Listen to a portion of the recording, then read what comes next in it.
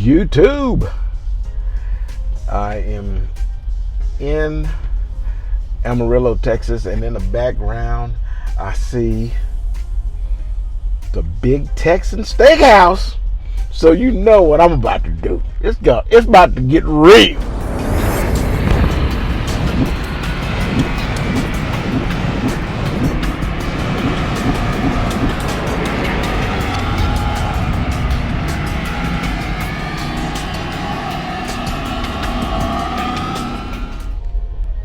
Ubiest of the tubiest, the best YouTube subscribers on the planet.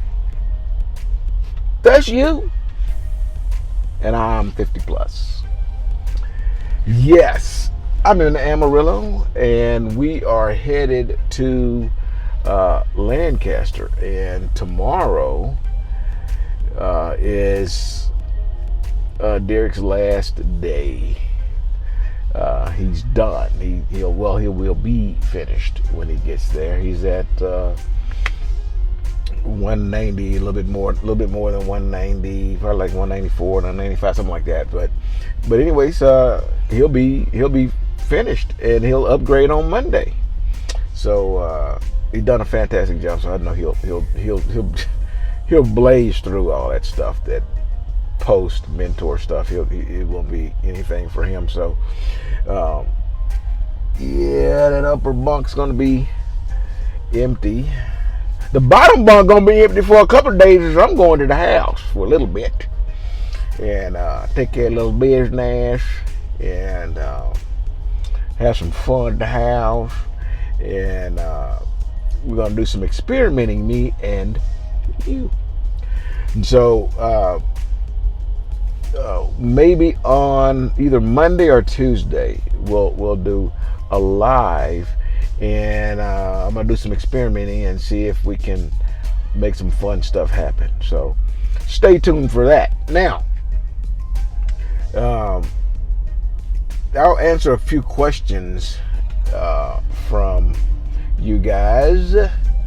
And by the way, Derek, when he saw me hook this camera up, he said, I gotta go to the front. So I think he's just tired. He don't want to do video. So that's good. That's cool. I get it. Sometimes I don't feel like it either. But you guys need to be updated to what's going on. Okay. And tomorrow he'll do one before he gets off the truck. So anyways, let's see what we got here. Hey, 50, I spoke with a recruiter today. 4 hours ago. So he's supposed to recruit on Saturday. It's kind of odd, but it happens, I guess. I'm going to attend school in Atlanta, and I want to drive, but not full time. I'm working somewhere else 3 days a week, or they're flexible. Yeah, I've never heard of that. I've never heard of somebody doing this, part time. But that doesn't mean that it doesn't happen. I'm just saying that I don't know. And you was on the phone with the right person, your recruiter, to try to get that bit of information, and hopefully, they steer you in the right way. They just don't tell you something to get you in the door, and then you find out that no, it won't work for you, and you're stuck with $6,000 owed for training. But my real question is, how are you going to train for 3 weeks straight, all day for 3 weeks, and have a job working 3 days a week? I don't know how that happens, because the class is every day. So the driving school. Okay. So anyways, let's see what else we got here.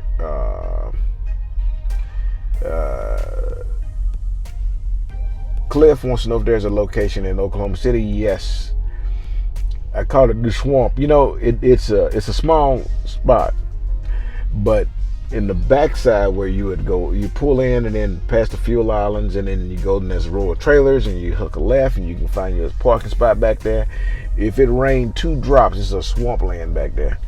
I mean, you can't get back there. I don't know if they've updated it, but I avoid that terminal because of that. But they may have fixed it by now. I don't know. The last time I've been there, it's been a few months. But man, look, it was rough. It was rough.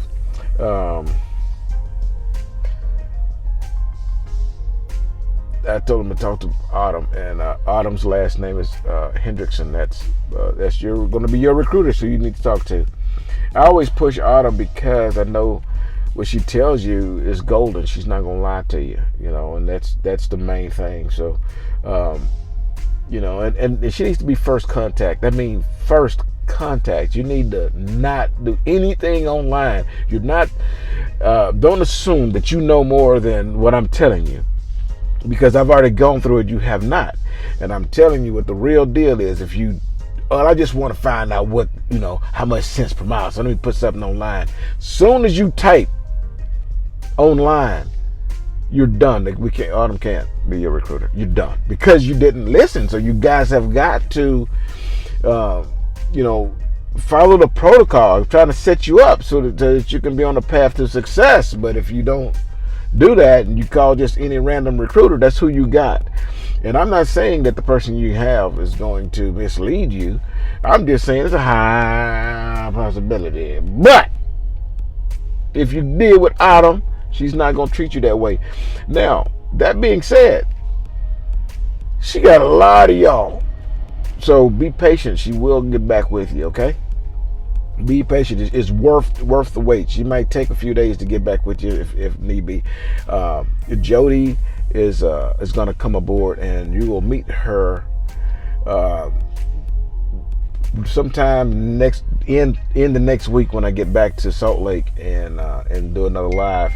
She'll come into play there, and you'll be able to see her. We'll do some recruiter talk, and it's going to be a busy week that week. Okay. Let's see what else we got. A couple more questions. I'm gonna try to keep you occupied. I see Derek walking this way. I might be able to get him to talk to y'all a little bit. DST Trucker was talking about being on a budget while you're in school. He said what happened was I was putting those videos up about how they're treating us, and he said that the school in Edwardsville, the students had tacos, some street tacos there, or soft tacos, and he says it's a lot better than the bologna sandwiches they be eating every day. Well, yeah, when you get ready to go to school, have you a little bit of cash in your pocket, and it's going to be a little bit of rough time right there if you don't have it, so you're going to be eating a lot of bologna sandwiches, Vienna sausages while you're in the school, because yes, you're on a budget. And I'm far from needing a budget, but I'm always on one. Wise people are, okay? So ain't no shame in being on a budget. That's what how much money you got. You need to be on a budget or it'll all be gone. Rosemary, she says, if I'm a new trucker, will I get a new truck? Yeah, I will. Will I get a truck? No, not necessarily. Just because you graduated from the school and got into, Alpha Your Mentor's truck doesn't guarantee you a new truck.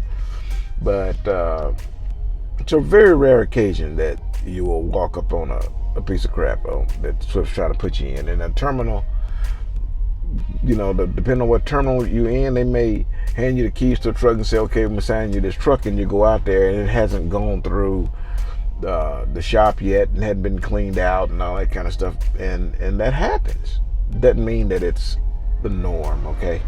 But Swift has good equipment, so you don't have to worry about anything being raggedy. Michael Kendall would love to see a video when it comes to getting your mail and paying your bills while trucking. I pay every bill I got online. Every one of them. Some of them I pay annually. If you have a light bill and your light bill is $300 a month, well, send $300 a month one time, be done with it. I do that on quite a few of my bills that way I don't have to deal with them. But when it gets to that last month, there might be some underlap where you'd have to, pony up a little bit and that helps it. But just about every bill I have, it don't mail to my house. I don't know a whole lot of people get paper bills anymore. You put a check in there and send it off. No. You just pay your bills online, bro. As far as getting mail, I got a house full of it, so I got to go home and go through it. If there's something that you have to have, medication or something like that, and you frequent a terminal, you may be able to get it sent to that terminal. But let them know that something is coming for you, and it's it's important that you get it, and they'll generally get it and put it by a T-call window or something like that. But terminals aren't necessarily your address where you should be receiving mail. Your house is for that, and so hopefully there's somebody at your house that can take care of that, or you just need to get it sent to a P.O. box or something. But those are just adjustments. But of course, you don't have a mobile mailbox, so you got to have a fixed spot, and it's at your house, and that's where your mail goes. With the exception of some emergency type situation, then you can get it sent to the terminal.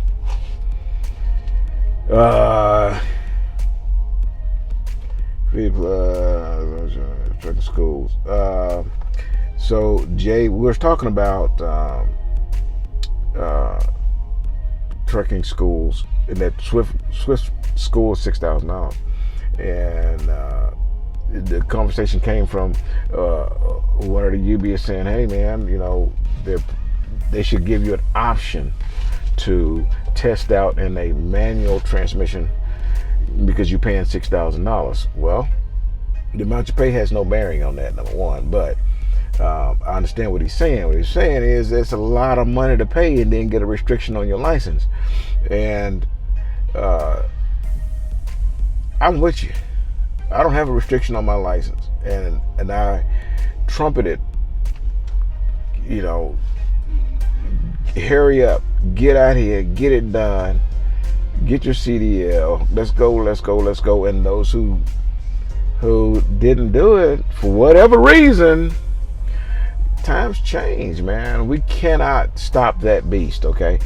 The problem is the vast majority of drivers that are getting into this industry, young drivers, never even seen a vehicle with a manual transmission. So, let alone to get into a truck this big and for the first time and start driving a manual transmission. And it's a challenge for them. And quite a few don't quite make it. Okay, they'll go through the whole process and then can't get their CDL, and they stuck with a bill from the school, and they can't pay it because they didn't get the CDL because they're forced to take their test in a manual transmission. They struggled to drive. Okay, and the industry is just moving away from manual transmissions, and we can oppose it like I do. I really don't like that. I prefer that we have I prefer to just not have any restrictions. I don't want to be held back from anything that I want to do. I'm going to make sure that I shoot as far as I can. That being said, I've driven a manual transmission one time since I got my license, and that was on the yard, and I never even moved. I never got the truck out off the yard. I may have driven maybe 5 miles an hour or something, and I have no real desire to drive a manual transmission truck. Okay, if that was a period of time where you couldn't buy a car that wasn't a manual transmission. Now you can't buy one that's not automatic. I don't know how it's very difficult to find one that's a manual transmission. And eventually that's what's going to happen in this industry. Manual transmissions is going to go away, and fuel efficient trucks, basically every truck that is not a classic Peterbilt or Mack or oh my God, this guy is Larry. Park.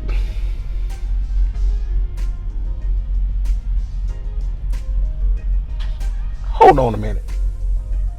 All right. So Larry's here, so we're gonna go get something to eat over at the Big Texan. Let's finish up with this. Okay. The bottom line is, it doesn't really matter how hard we push, how bad we want manual transmissions and all that. And I really don't want one. I just don't want the restriction. I don't want to switch gears. No, I don't want to, man. I mean, why? I don't understand it. That's not so much easier and safer with the automated transmission. And if anybody tell you, oh, they stronger, they built bigger, they this, blah blah blah, that's just ridiculousness. And a lot of it is coming from people who had never even driven them in the first place. They have no experience with them. And those who have experience with them, they just like them so much that they're going to defend manual transmission to the end. And I'm telling you that you're not going to outthink that transmission. No automatic. You just can't. They just much better. We have to get used to it. And even if you don't, it doesn't matter, because that's where the industry is going. So either you're going to learn to drive an automated transmission and get with it, or do something else. We don't build the trucks, we just drive them. Let me see something good before we shut it down, because we're gonna go. I'm gonna shoot a little bit of video when we get over to the Big Texan. Hey, by the way, he snuck in. There he is over there. He's almost finished. So he's sick of me anyway. He ready to get off this truck. He probably going, God damn, I can't wait till tomorrow. Tomorrow, that's it. It went fast, didn't it? Well, he don't have a mic on, so he'll shake his head. Did it go fast? Yeah. See? All right. Okay, look, that's enough questions. I'm going to add to this video when we get across the way and go get something at the Big Texan. Boop. Smile. I broke the last one.